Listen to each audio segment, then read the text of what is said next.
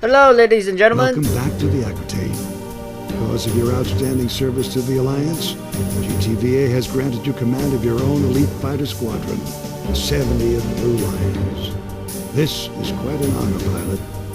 Receive all your briefings directly from quarterdeck. As squadron leader of the Blue Lions, you will be granted the highest priority in ship and weapon selection, but choose your ordnance carefully. Review the tech room database if you have any questions. I find that this line is a little off.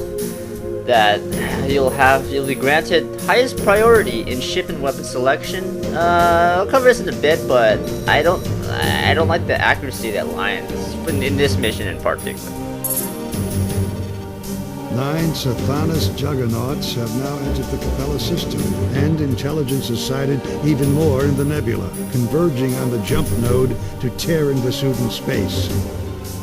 We are on the threshold of new apocalypse. Though the juggernauts have not engaged our warships, we have set course for the Capella star.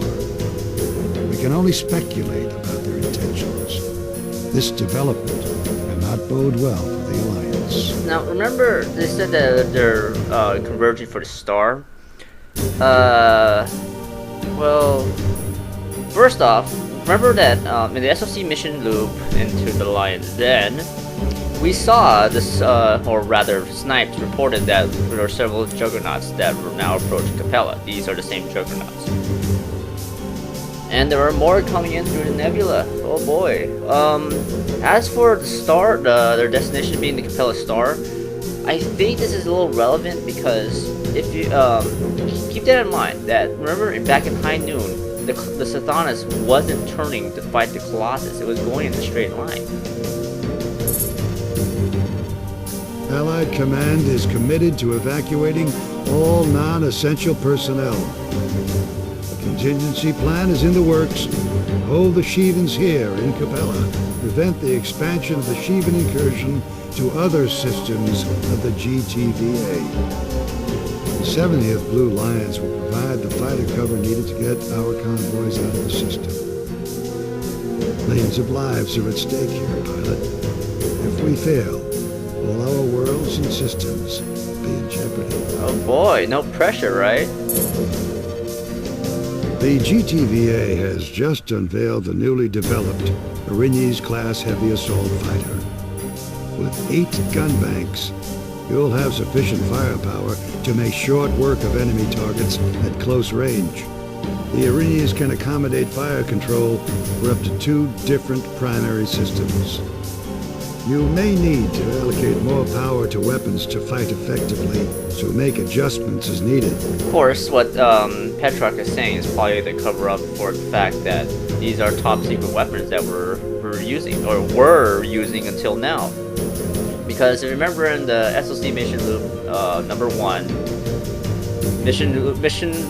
the loop 1, mission 2, we saw these things. You have also been issued the GTW UD-08 Kaiser. For its limited op eval period, only select units will be authorized to carry this weapon. The Kaiser emits focused wavelets of subatomic particles that bombard the target, causing the wave function of the particles to collapse and emit intense zero-point energy microbursts. The Kaiser is the product of our research into Shivan weapon technology. This is something we also saw in the SOC missions as well. Getting past the technobabble, this is part of the reason why the modded SF Mara for the Terrans were only able to equip 2 primary weapons, the Subak and this. This is an experiment in this Shivan technology. Finally, we have received the new GTM-11 Inferno, a wide area fighter suppression warhead. Use the Inferno, press your secondary trigger once to launch the missile, then press it again to detonate. A HUD indicator will display the distance of the warhead from your ship. Upon detonation, the Inferno releases multiple sub-munitions, which themselves contain ultra-high explosive charges. Now, just like with the Piranha, I see a use for this. I really do. It's just, I've never used it. Again. Oh well. I really don't think there's a use for this. I want to say there is, but for main campaign, no, I don't say not too much. Oh well, let's start.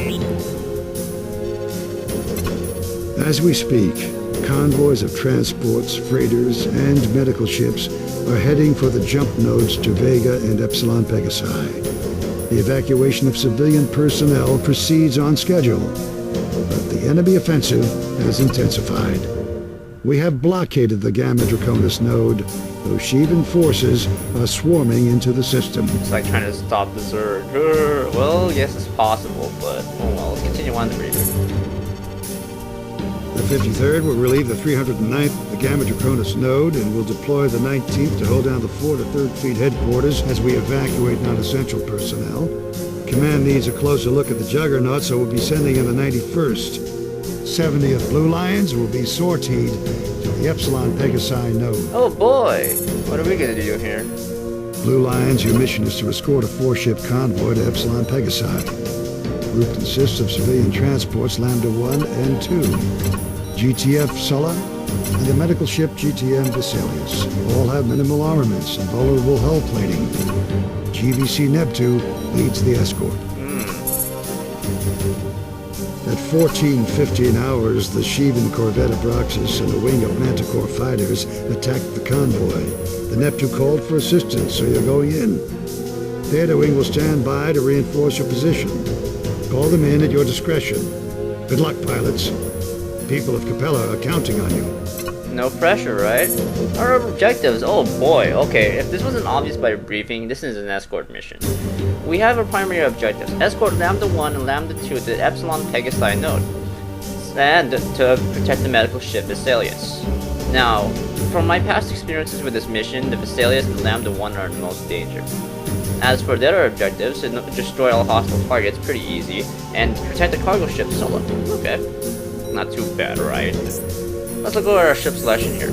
Now, as mentioned, we have the Erinius. However, after looking at the Freespace 2 wiki, or Freespace wiki, the Eris, this thing here, is available after you complete the SOC mission loop 2. If you don't complete SOC mission loop 2, then you're not going to have this available. Okay, so our choices here are Ulysses, Perk 2, Eris, Erinius, and the Perseus. I'm gonna take the Perseus on myself, and I'm gonna keep my wingman as Erinius. Why? If you notice in our mission, weapon loadout selection here, we don't have the harpoon here. We have the trebuchet, which we saw earlier when we were flying in high noon. This will be a lot more useful later. We also saw trebs in the Shivan mission, but that's not important right now. What is important is that we go out with a loadout.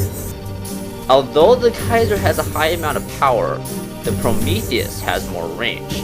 I would like to use a combined firepower of both of them for now, so whatever, let's keep with that. As for Alpha 2 and 3, I'm satisfied with the loadout mostly. I don't trust them with the Tempests, I don't trust them with 32 Tornadoes either, but we can't win every fight.